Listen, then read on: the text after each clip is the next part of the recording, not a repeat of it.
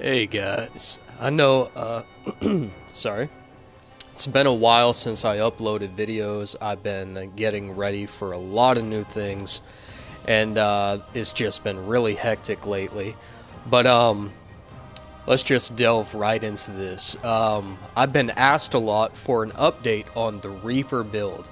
I know a lot of people wanted just that Nightblade build to live with all the new updates. And I made this build a week after Dark Brotherhood came out, but I haven't uploaded it yet because I've been getting ready for a big move and everything like that. Just a lot of things going on, so I'm sorry it took so long. I really am. But you guys asked for it, here it is. The Reaper build 2016. Let's load in, get right into the build. Now, for those of you who don't know, and for those of you who do remember it, my old Reaper build, my Nightblade build, had close to 7,000 weapon damage when fully buffed. This build has a little bit less in the weapon damage department. However, the armor sets and the dots completely overtake my old build, just in ways that once you try this build, you're going to understand it. It dominates Cyrodiil, just completely. So let's wait for this to load in, and then we're going to get right into it. Now, before I start, the weapon pieces don't matter so much as the armor piece.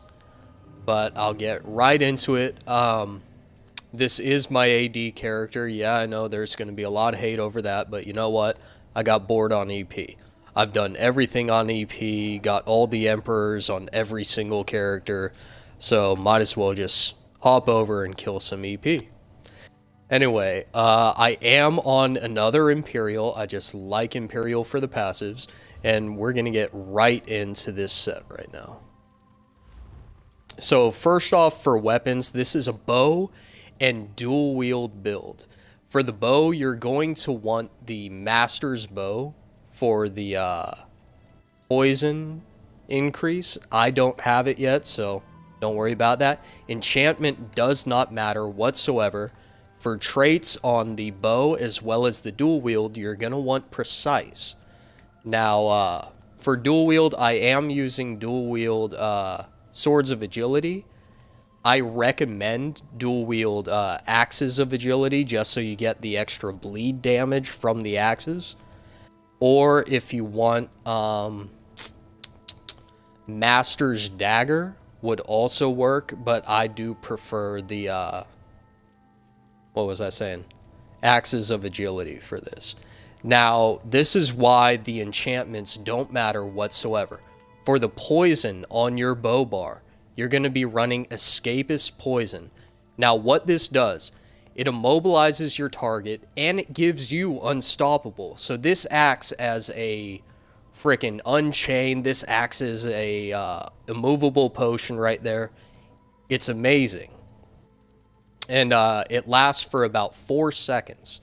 So it works very, very well. And it also breaks you free from any ongoing control effects that are on you. As soon as this procs, say you're snared down or something, you're out of it completely. It's awesome. Now for your dual wield, you're going to be running Drain Health Poison. And what this does is it deals roughly 1600 poison damage to your target, restores 1266 health to you per second for 5 seconds. Now, that doesn't seem like a lot. Once I get into the rest of the build, it adds up insanely. It makes this a monster build. Now, we're going to get right into it. This was what I was really proud of. Like I said, I made this a week after the Dark Brotherhood came out, and I had the idea for a long time before that. I'm sure a lot of other people have tried to copy this. Nobody is running this right now. You're going to be running 5 Morag Tong, 5 Viper. Now, obviously, Morag Tong, you need well fitted. That's just the enchantment on it. But for Viper, do infused. For the jewelry, again, Morag Tong, it only comes in healthy. But for the Viper, you want robust. So it's going to be 5-piece. It's going to be 1, 2, 3, 4 armor pieces Morag Tong, 1 necklace of Morag Tong, and then 3 armor pieces of the Viper and 2 rings of the Viper. Now, I'll get right into this for people who don't know what the sets do real quick. Morag Tong, other than the insanely amazing 2, 3, 4-piece, like perfect for Nightblade, the 5-piece is what does it. Your attacks cause targets to take 10% more damage from poison for 5 seconds. Okay? Keep that in mind. 10% more damage from poison for 5 seconds. That includes the poison on your weapon, but it also includes the Viper. 2-piece, weapon crit, 3-piece max stam, 4-piece, weapon crit, 5-piece. Your melee attacks deal 7,813 poison damage. I'll say that again. 7,813 poison damage. With a 10% boost, that's roughly 8,500 poison damage added. If you add that with the bleed from the dual-wield one-hand axes of agility, it's just retarded amounts of damage. So, the skills. Alright, I'm on my bow bar right now. First skill, Vigor, self-explanatory, that's your heal. Shadowy Disguise for your cloak is just going to help a lot to get that first crit right out of stealth. Poison Injection, self-explanatory, deals a lot of poison damage. It got a massive buff. Deals up to 200% more damage to targets under 50% health. You're not going to be using that bonus a lot because you're going to be on your dual wield bar, but it does help a lot. Reaper's Mark is your breach, your fracture, blah, blah, blah, and your heal. So Reaper's Mark for that. Shuffle, that's your evasion and dodge chance. You really need that. Again, I forgot to mention this, like all my other builds, 7 medium set piece. For the ultimate, I got Incapacitating Strike. It deals a lot of damage. It costs just a little bit of ultimate. And it also stuns your target and increases your weapon damage. It also afflicts Major Defile, reducing the effectiveness of healing done. So, all in all, amazing ultimate. You're going to want to run this. On my dual wield bar, I am running the same ultimate just because I was fooling around with it. If you want to run a different ultimate, I recommend Flawless Dawnbreaker for the passive damage boost. I know a lot of people are running the other Dawnbreaker. Dawnbreaker is Smiting, I believe, for the knock-up or stun chance. You don't need it, so don't do that. If you're going to run another ultimate, do Flawless for the damage boost. Now, I got Killer's Blade. This is your execute. It causes disease damage, 300% more damage to targets below 25% health, and it heals you for 20% of your max health, blah, blah, blah. This is your execute. I'm pretty sure I used it on my other Reaper build, so just do it. Mass Hysteria, same as before. This is your fear. Steel Tornado, this is AoE, but it's going to be AoE proccing your poison damage as well. That's very important. Ambush, that's your gap closer, no surprise there. Surprise Attack, that of course is your bread and butter DPS. You're going to be doing a light attack, surprise attack, block bash, animation cancel all the way, just like last time. What did I not cover? You're going to be getting the passives in your assassination, your shadow. I did not max out dual wield yet, but you're going to want all the passives in that. You're going to want all the passives in bow, all the passives in medium armor. Yeah, that's pretty much it. Let's get into champion points. Alright, first up we got the tower, and I put 100 into Warlord. Reduce the stamina costs and spells and abilities by 16%. Very important for this build. For Mooncalf, I put 10% or 27 points into stamina recovery. And finally, the Shadow.